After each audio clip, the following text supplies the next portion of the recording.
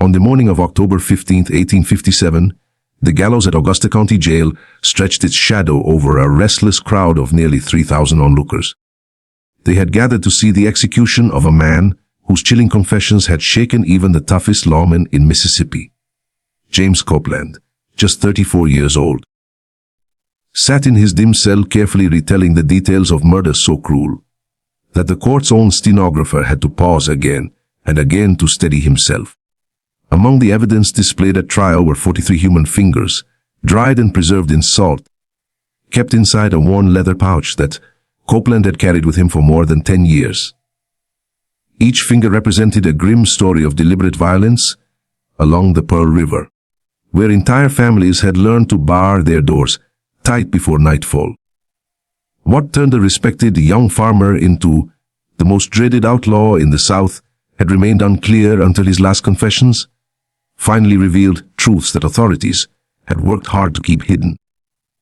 Before we move deeper into James Copeland's story and the fear that haunted the Pearl River Valley, I want you to know that this channel uncovers the darkest and most forgotten tales from American history. If you enjoy true crime and hidden mysteries of the past, make sure to subscribe and share in the comments what city or state you're listening from. Your support helps us keep bringing these stories of shadows and survival back to light. The road that led James Copeland to the hangman's rope began not with bloodshed, but with what seemed like a simple act of kindness, an act that would ultimately ruin his soul forever. Pearl River County, Mississippi, during the 1840s, was a place where civilization balanced on the thinnest edge. Vast cypress swamps stretched endlessly along the winding river, forming a natural wall between farmland settlements and the harsh frontier that lay beyond. Spanish moss hung heavy from old oak trees like faded funeral cloth, and the thick, humid air carried the constant buzz of insects and the sudden splash of an alligator sliding under the dark water. The Copeland family set up their farm in 1838. When James was only 15, his father, Samuel Copeland, had purchased 200 acres of rich bottomland from a retiring trapper named Etienne Boudreau. The property came with a plain two-story farmhouse, a weathered barn, and a few outbuildings that had already seen better days. Samuel was known throughout the county as a man of honesty, one who paid his debts and treated neighbors fairly. James's mother, Martha, had died giving birth to him, leaving the boy to be raised by his father and an aging aunt named Prudence. From a young age, James showed a rare mix of sharp mind and physical power. He could read and write with more ease than most grown men around him, and yet he could also chop down a tree or tame a wild horse with practiced skill. People often said he had his mother's soft eyes, but his father's strong hands.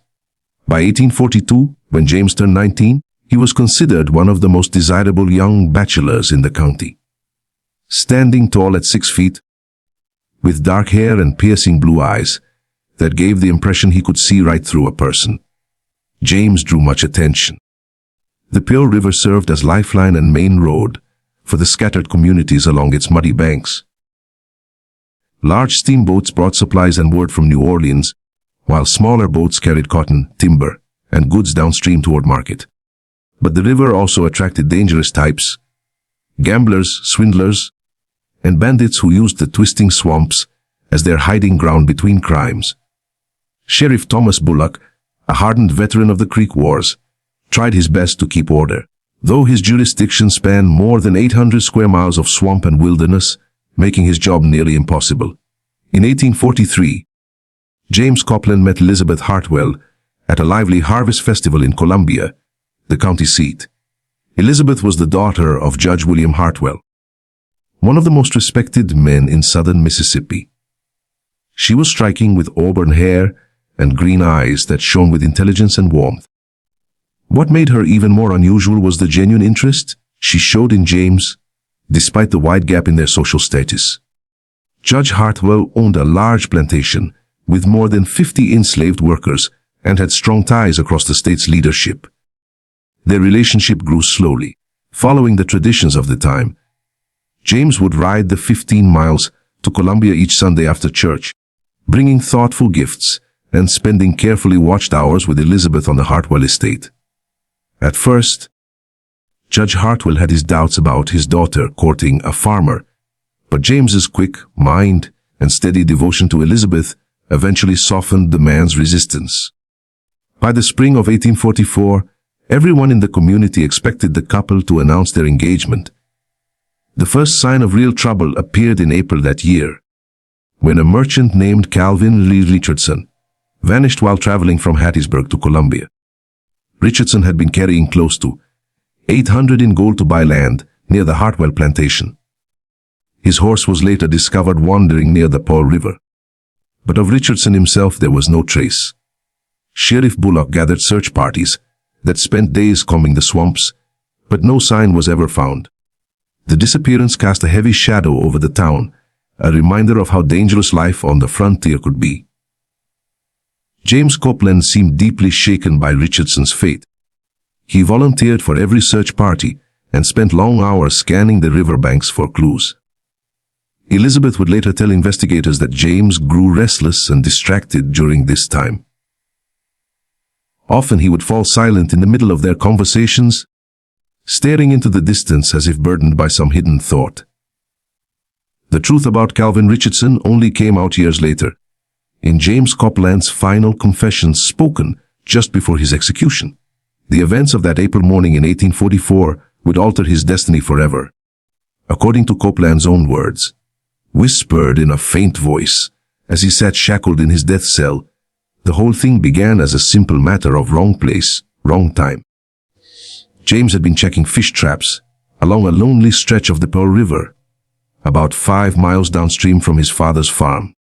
A damp mist still hovered over the water when he heard the sound of a horse approaching through the cypress woods. Out of the fog rode Calvin Richardson, mounted on a fine chestnut mare and leading a mule burdened with supplies. The merchant looked uneasy, often glancing behind him, as if someone were on his trail. "Good morning, young man," Richardson called, his voice laced with relief at seeing another person in the wilderness. "I seem to have lost my way. Can you point me to the Columbia Road?" James gestured upstream toward a faint trail marked by a scarred oak tree. "Follow the river for about 2 miles. Then look for a blazed oak on your left. That path will take you straight into Columbia." Richardson thanked him and was just about to continue when his horse stumbled badly, throwing him to the ground with a bone-cracking thud. His right leg twisted at an unnatural angle, clearly broken. His agonized cries echoed through the swamp, sending startled birds wheeling up from the old cypress. James rushed over, his first instinct to help. As he knelt beside him, Richardson clutched his arm desperately. "Please," the merchant gasped. "Don't leave me here. There are men behind me. Bad men. They've been hunting me since Hattiesburg. They want my money. They want my life." James suddenly faced a grim choice. Richardson's injury required urgent care, yet the nearest doctor was hours away in Columbia. Leaving him here alone meant almost certain death, either from his wound or at the hands of the men he claimed were chasing him. But trying to carry him through thick swamp brush would be nearly impossible. As if on cue, the sound of galloping horses crashed through the undergrowth nearby. James dragged the merchant to his feet, supporting most of his weight and half, stumbled toward a thick patch of palmetto bushes for cover. Through the green fronds, they watched as 3 rough-looking men emerged from the mist. Their sharp eyes swept the riverbank like predators. The leader was a massive figure with a gray beard and arms like tree trunks. The other 2 were younger, but just as threatening, with the lean, desperate look of men who lived by violence. They dismounted, crouching to study the tracks where Richardson's horse had stumbled in the mud. "The trail ends here," one muttered in a gravelly tone. "Looks like the horse went into the water." The bearded man shook his head slowly. "No, Richardson's clever. He's hiding close." He raised his voice, calling out into the swamp. "Come out, merchant. We know you're near. Make this easy. And we'll make it quick." James felt Richardson's body shaking against his own as the 3 outlaws spread themselves along the riverbank. The merchant's breathing had turned shallow and uneven, and blood was soaking through his torn trousers from the jagged bone pushing out. In his haze, Richardson began whispering prayers, his words barely more than a murmur, yet still too loud for their dangerous situation. One of the younger outlaws paused, tilting his head the way a hound might when it catches a scent. "You hear that, Gideon? Sounds like somebody praying."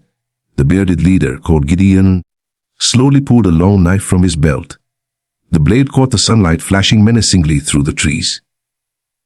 "Richardson, last chance to come out. Step forward now and we'll make it quick. Make us chase you down and we'll take our time."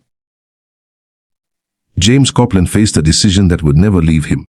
He could stay hidden and watch these men torture and kill an innocent merchant, or he could reveal himself and almost surely suffer the same cruel fate. The merchant's prayers grew louder as the pain in his leg worsened, and James realized they would be discovered within minutes. What happened next? According to Copeland's later confession, blurred together in a storm of violence that seemed endless yet ended in seconds. As Gideon and his men pressed closer to their hiding spot, James made his choice. But instead of stepping out to draw their attention, he pressed his hand tightly over the merchant's mouth, cutting off both prayer and breath. Richardson's eyes widened in horror as he understood, but the broken leg left him powerless. James held his hand in place while the merchant thrashed weakly, his own heartbeat pounding, so loudly he feared the outlaws would hear it. At last the struggle stopped. The merchant went still, and James lowered the body gently into the thick grass behind the palmetto bushes. He had chosen survival over the life of an innocent man, a choice that would echo through every dark act he committed afterward. The outlaws searched another hour before giving up. As the sound of hooves faded into the swampy distance, James found himself alone with Calvin Richardson's lifeless body and a dreadful awareness of what he had just become. The merchant's glassy eyes stared up at the cypress canopy above, mouth frozen in a silent scream of betrayal. But James's torment was not yet finished. As he knelt beside the body, trying to understand the weight of his deed, his gaze fell upon the leather saddlebags that had slipped from Richardson's horse during the fall. One had burst open, spilling golden coins across the mossy ground. James counted nearly $800. More money than his family could hope to earn in 5 years of farming. The sight of the gold stirred something dark in his mind. Richardson was already gone, silenced by his hand. The merchant had no close kin in Mississippi, no family who would come searching. The three outlaws believed he had escaped, and the authorities would simply assume he had been murdered by robbers or killed by wild beasts in the swamp. If James hid the body and kept the gold, no one would ever learn the truth. But even as the thought grew, James realized a problem. Richardson's body might eventually be found, and the broken leg would tell a story inconsistent with drowning or an animal attack. The merchant also wore a gold ring engraved with his initials, and his fine clothes would be easily recognized. Any proper investigation could point suspicion back toward James, the last man seen nearby. It was then that James Copeland carried out his first deliberate act of mutilation. Using Richardson's own knife, he severed the merchant's ring finger, ensuring the distinctive jewelry would never be traced. The act revolted him, yet the process felt strangely calm and precise. He wrapped the finger in a torn piece of the merchant's shirt and slipped it into his pocket, though he could not explain why he kept it. The rest of Richardson's body was dragged to the river, weighed down with stones and pushed into a deep pool where alligators would take care of what remained. James kept the gold, the knife, and that severed finger. He told himself it was only practical, a way to protect his secret forever. Deep down, though, he knew something inside him had shifted forever. The change did not happen instantly. For weeks after Richardson's death, James carried on as before, farming with his father and courting Elizabeth Hartwell. He used small pieces of the gold to make improvements to the family farm, telling his father he had sold cattle to a passing trader. Samuel Copeland was proud to see his son showing such initiative, never suspecting that the money was blood-stained. Elizabeth noticed differences in James as the months passed. At first they were small, but they grew harder to ignore. He became more possessive of her time, less willing to allow other young men to speak with her. The warmth in his eyes dimmed, replaced with a coldness that unsettled her.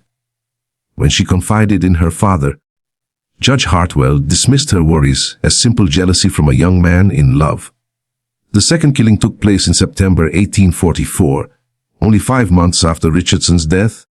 This time the victim was Reverend Augustus Fleming, a traveling preacher who held revival meetings across Powell River County.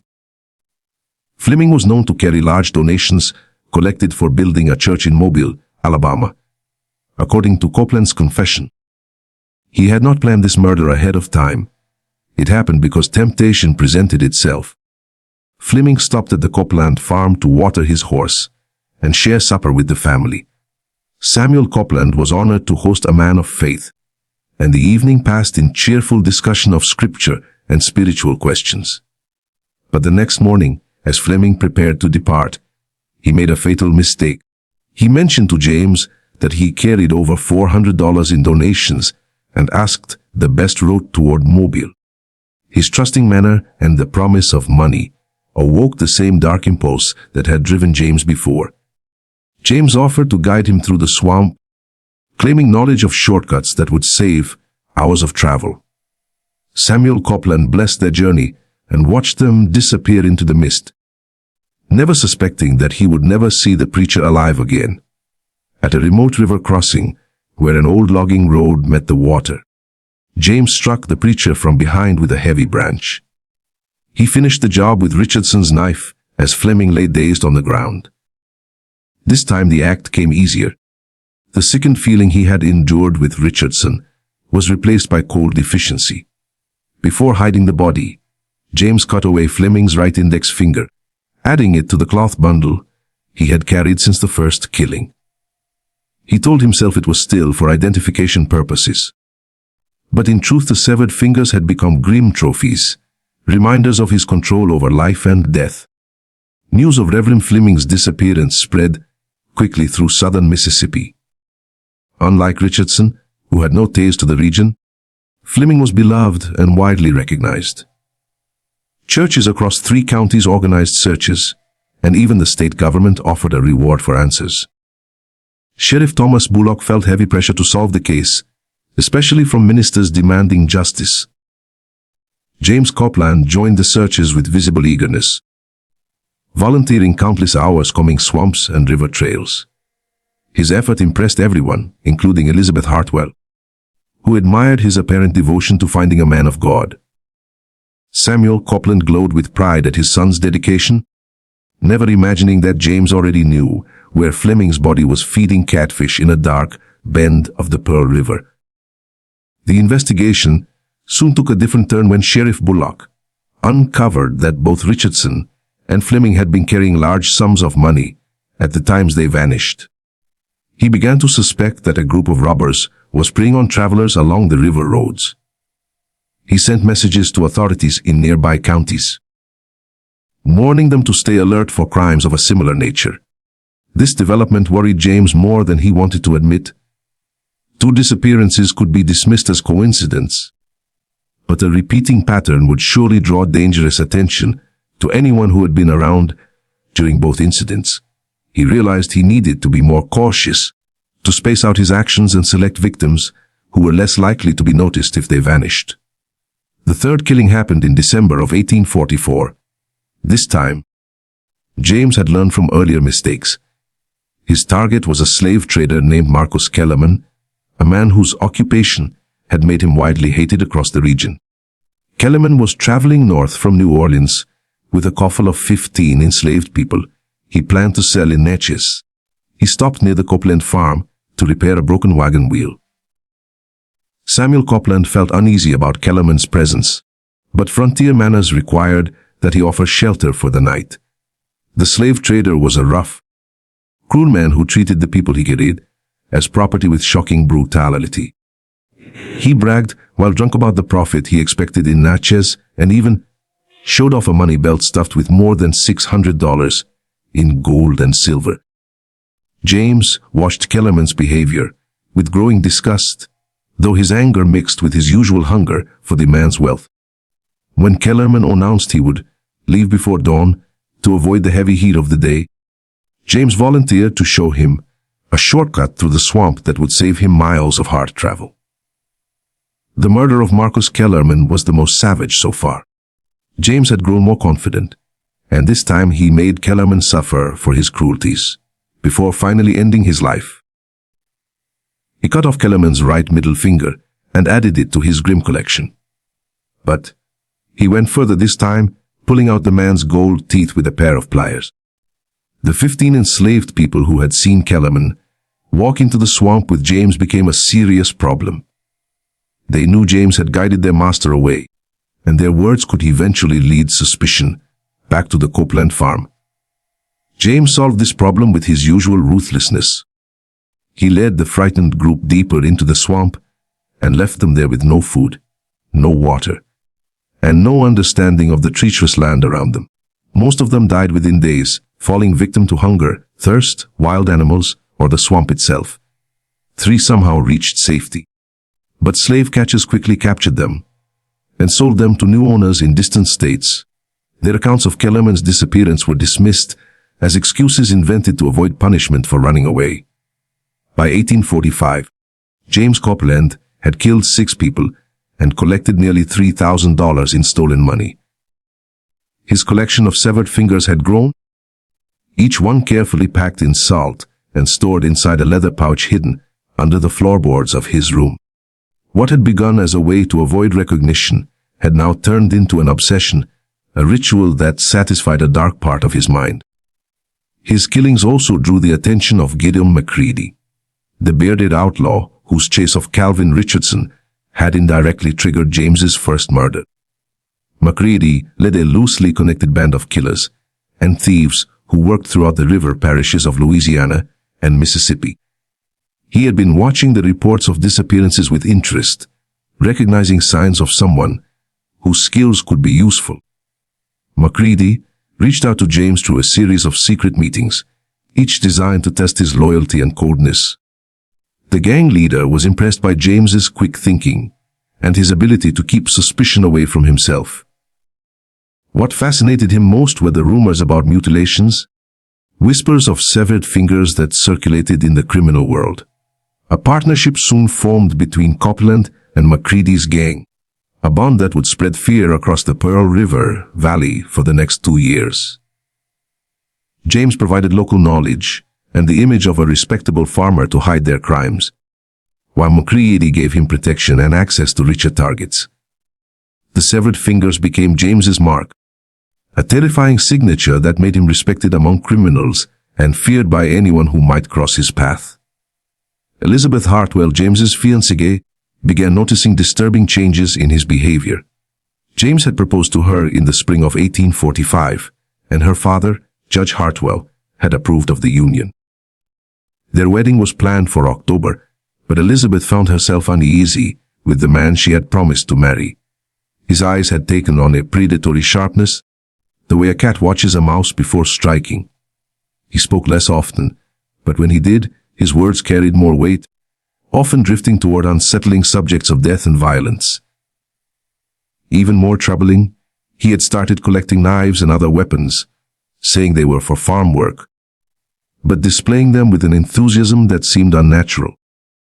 The breaking point came in August of 1845, when James and McCready's gang attacked a riverboat called the Southern Belle as it traveled upstream toward Columbia. The boat carried 12 passengers, including 2 families with young children, as well as a cargo hold of valuable goods headed for inland merchants. The ambush was carefully planned and executed with near military order. James had studied the boat's path and chosen a narrow bend in the river where the current forced it close to shore. McCready's men swarmed from both banks, boarding before the crew could fight back.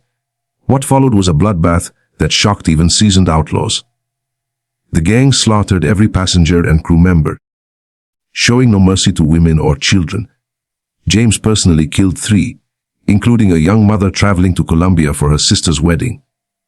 He cut off her ring finger, keeping it as a trophy along with her gold wedding band and a pearl necklace. The Southern Belle Massacre marked a dark turning point. The mass killing sparked outrage far beyond Mississippi and brought federal investigators into the hunt. Even more significant, it awakened something inside James. Confirmation that he was no longer a reluctant killer, but a predator who craved violence. Just when people thought the story could not get darker, the horrors in Pearl River County grew worse. If this tale chills you, share it with someone who enjoys grim mysteries.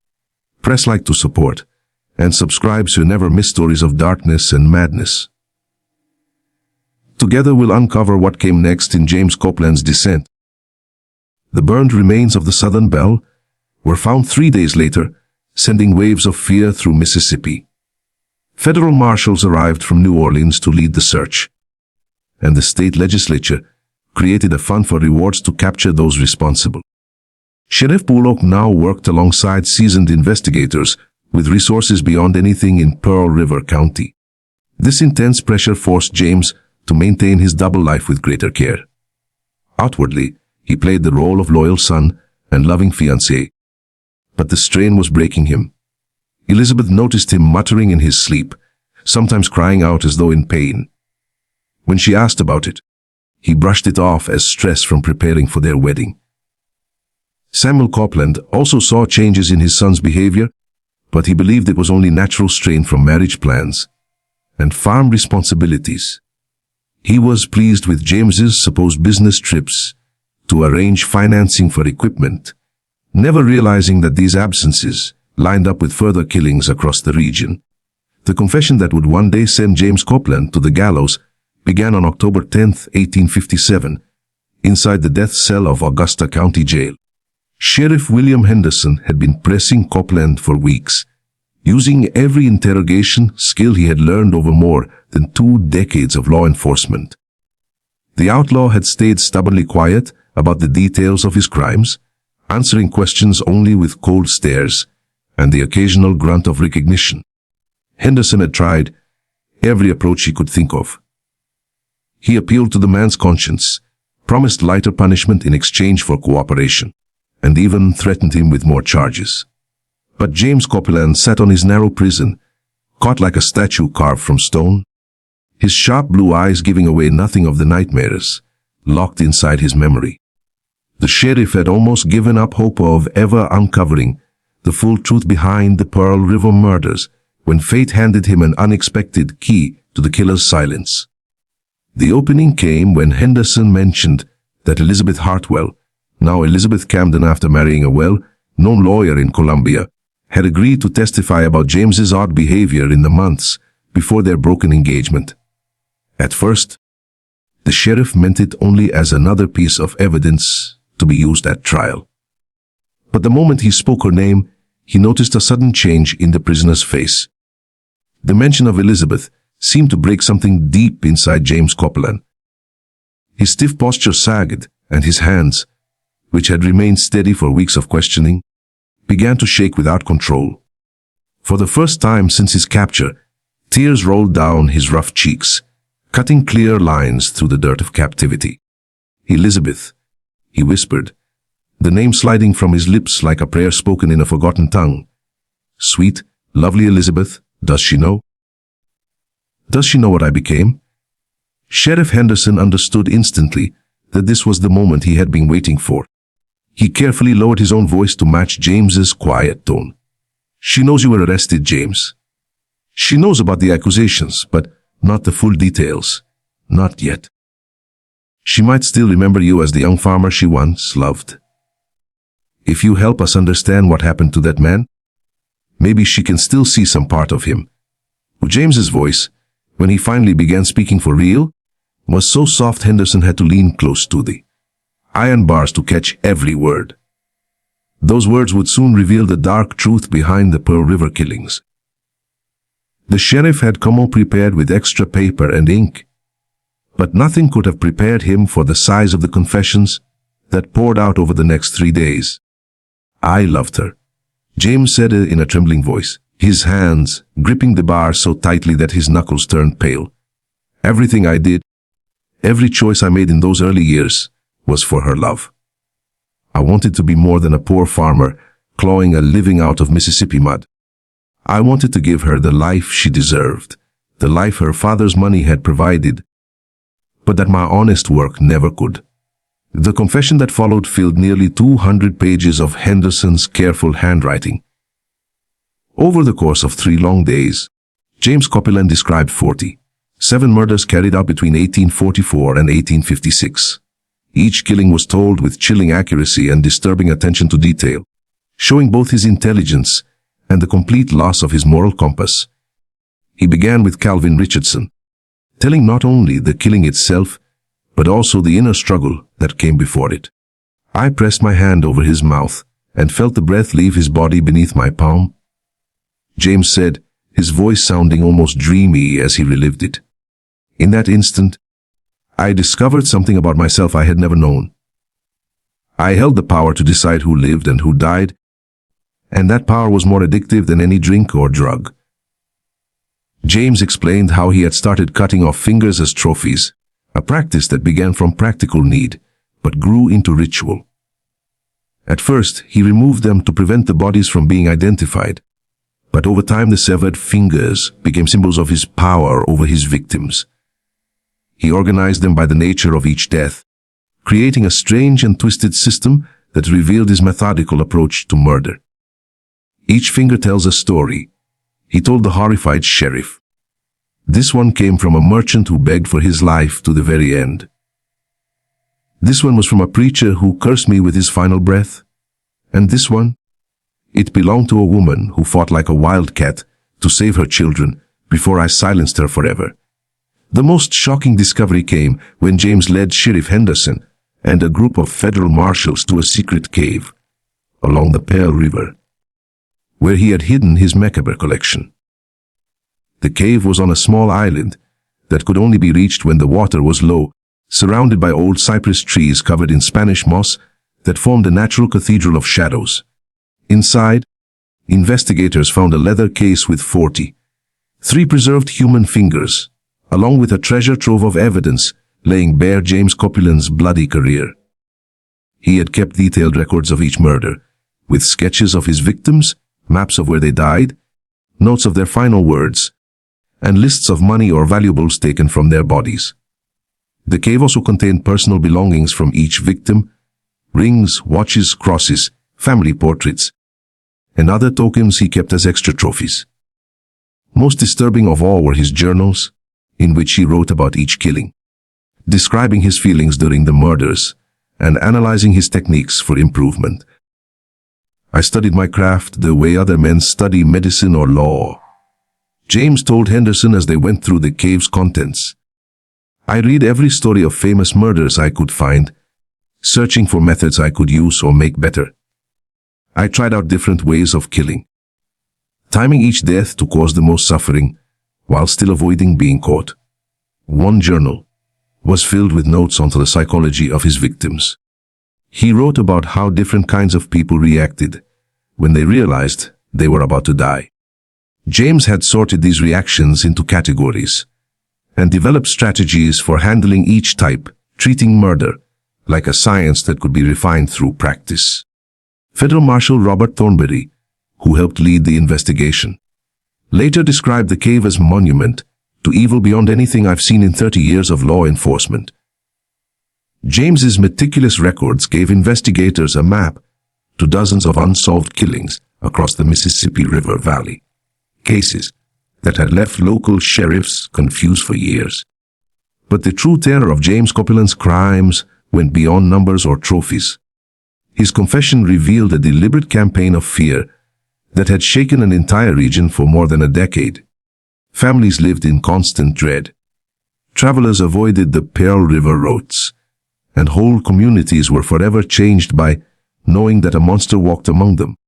The profile that arose from James's confession painted him as a man who slowly surrendered his humanity for wealth and power, yet remained clever enough to keep up the mask of respectability.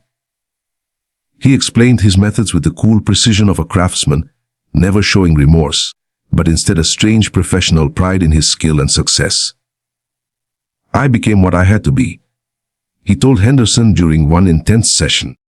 Society breeds its monsters by offering prizes that honest men cannot win through honest work. I simply had the courage to take what I wanted, rather than accept the limits others chose for themselves. Elizabeth Hartwell Camden's testimony, delivered behind closed doors to spare her from the pain of public questioning, gave important insight into James's decline during his most violent years. She recalled small changes in his manner even before their engagement. At the time, she dismissed them as natural stress from love and planning for marriage. But looking back, she saw they were signs of something darker. He began speaking differently about people. She testified through tears. Where he once showed kindness to those who struggled, he began to speak with scorn about anyone he thought weak or foolish. He talked about the poor as if they deserved their misery, and about the rich as if their success proved their worth over others. Elizabeth also shared the nightmares that haunted her long after their engagement ended. She dreamed of James as a shadowy figure covered in blood, whispering her name in the voices of the dead. The dreams were so real and frightening that she sought help from ministers and even a specialist in nervous conditions. But nothing eased the visions that returned night after night.